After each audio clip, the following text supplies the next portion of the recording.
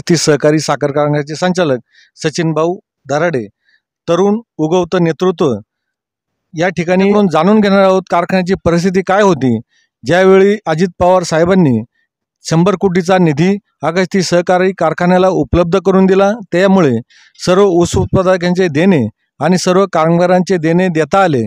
त्याबद्दल आपण त्यांच्याकडून माहिती जाणून घेणार आहोत. नमस्कार.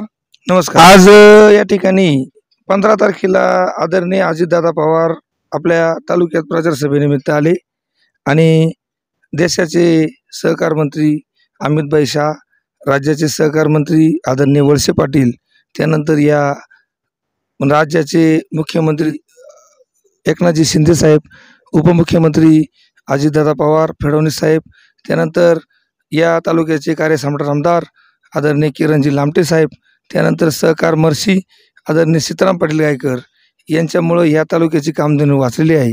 ही कामधेनू वाचली जर नसती तर कामगार वर्ग, शेतकरी वर्ग, सभासद वर्ग यांचं मोठं नुकसान झालं असतं. इथून माग आपला कायम ऊस वाळून जायचा.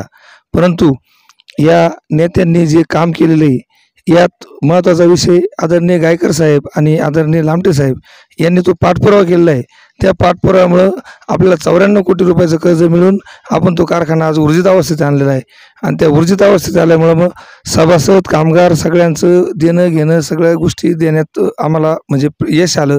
आणि एकच सांगतो का ही कामधेनू वाचवायची असेल तर आदरणीय अजितदादा पवार साहेब आणि या महायुतीच्या सरकारमध्ये आपण राहिलो पाहिजे. आणि त्यासाठी आपण सर्व तालुक्यातल्या तमाम मतदार बांधवांना सांगतो की आपले सगळ्या संस्था व्यवस्थित चालाव्या ही माझं नम्र आवाहन करतो. धन्यवाद सचिन भाऊ. आज आपल्याबरोबर सचिन भाऊ दराडे.